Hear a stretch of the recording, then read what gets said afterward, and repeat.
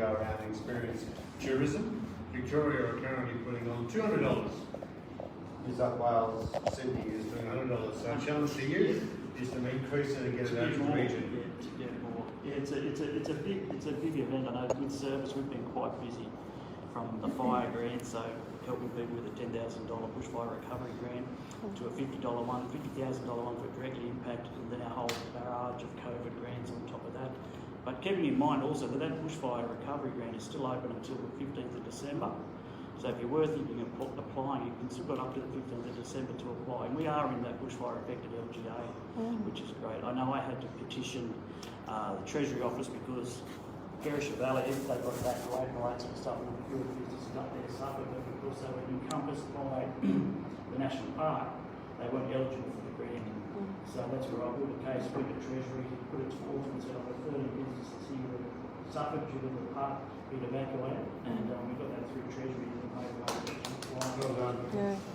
That was a good win. And that's the sort of stuff we're trying to do, sort of finding out what we can do, if we can help, we can help. So, well done. Are we allowed to ask questions, or is that... Absolutely. Yeah.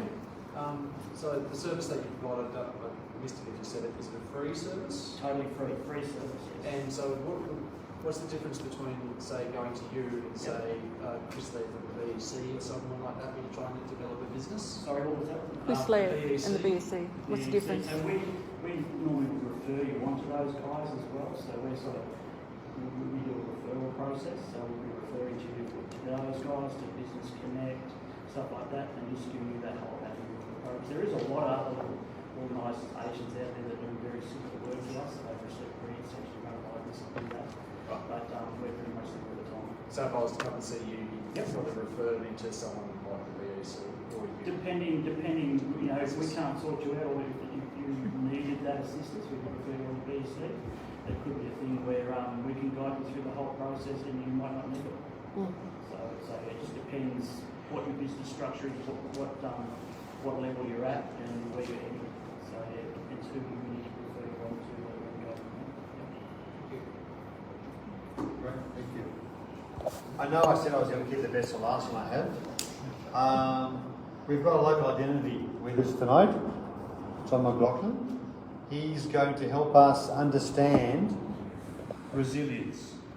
We know that he does a fantastic job for community every year, and he's been doing it for a lot of years. I'm not even trying to guess how many years it is. And through that, he's been in contact with a lot of people, and he's heard a lot of stories, and I think he's developed his own philosophy on it. And I'd like to invite John just to give us a talk on resilience. Thank you, John. I did have 24 pages of notes. Seeing that you're running over time.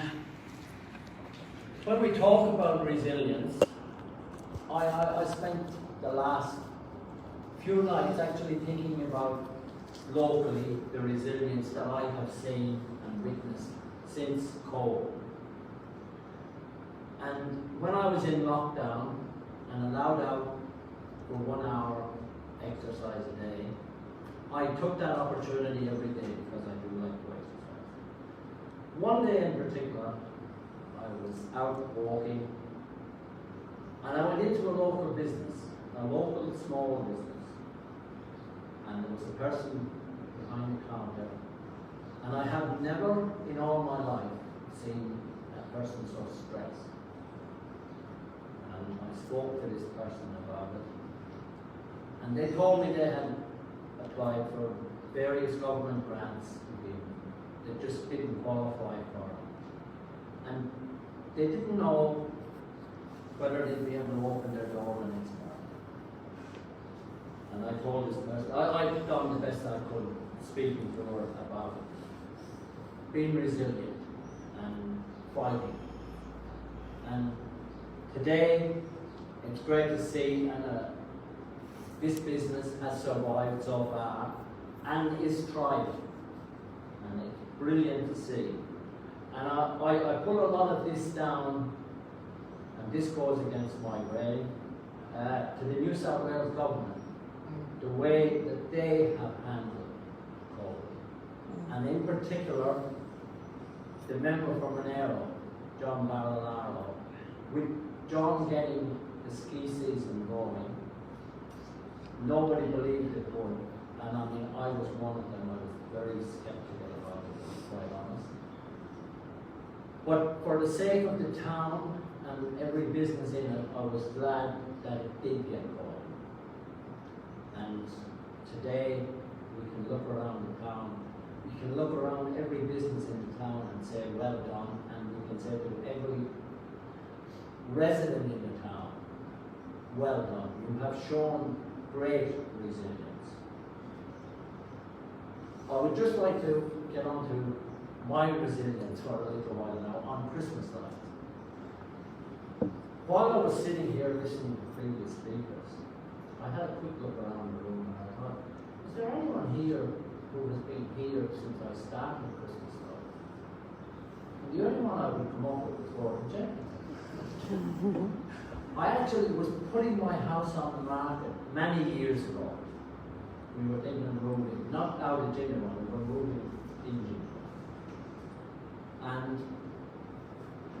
I went to Gordon to sell the house. And Gordon was going to market the house as the Christmas house. And fortunately for me and my wife, Gordon talked me out of it. There's a real estate agent talking me out of the sale. Not many will do it. But Gordon did, thank God. My Christmas light display goes back many years, and it started off like everybody's, one or two lights. Mine grew, and then one day I was coming home from Coombe with my wife, and we had actually bought some Christmas lights. And she made what she will tell you now is the biggest mistake of her life. We had a very small balcony at the time. And Dorian said to me, I would love to see that balcony decorated. And from there, well, I know that I do for the children of this town something very good. And you've only got to walk through with kids and see the joy that it brings. And that is the whole reason I do it. There are a few people I would like to thank who put in year after year to keep this going. I don't get a cent. Every cent I get goes to the child care center. But the Banjo Patterson Hotel, Cameron and Kid and the crew down there, I cannot speak highly of them. Stumpy and Marie Pendergast, when they had the rugby bar, and since they've left the rugby bar, their support hasn't wavered. Kaz and Paul Rawson, unfortunately, they're finished in the Caltex now, but their support over the years has been fantastic. Woolworths throw in every year. Mitre 10, you won't believe it, the things they come up with. One year, there's a Santa Claus that stands at the front gate, and I thought it's time he was retired, like myself. But one of the girls from Mitre 10 actually drove past, never said a word to me, went back to the store and gave me a ring and actually said to me, John, your Santa Claus is looking to retire. We have got something here that could be right. And they supplied it and supplied someone to do it. So this year they've supplied all the hand sanitizer. So they come up with so many practical things. Anita Beatty, my next door neighbour, she throws in bags and bags of lorries every year.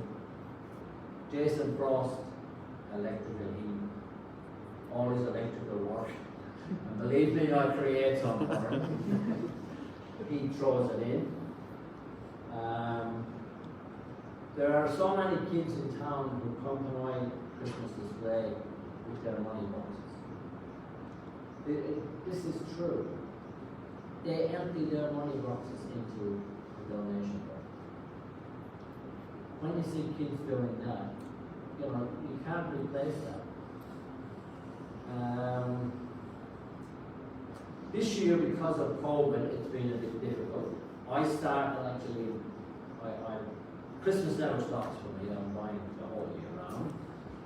But I started planning back in May for this year, and I contacted the council, and originally their word to me was, you probably can do your light display, but you will not be able to allow anyone to walk around it. That changed, and Snowing and Arrow Council have been absolutely brilliant to deal with. Their health officer, Michelle, is nothing short of unbelievable. She was terrific. The Jindabyne police, they couldn't do enough for me. They did give me a few warnings. And last but not least, Nick Elliott here. He joined the Christmas lights and mortals today. He got up on the roof with me, and there's not many people who will do it. So Nick, thank you. And I'd just like to finish up on one note. To anybody here who hasn't been around my Christmas lights, I invite you this year to come. I shout everybody beer or a drink, whatever you like. There's always a beer there, or a glass of wine. So anyone who hasn't been, I would love you to come. And as you walk through, think of your years ago when you were a kid. You will love it. It is something to let your imagination run away with it and imagine you're a child again.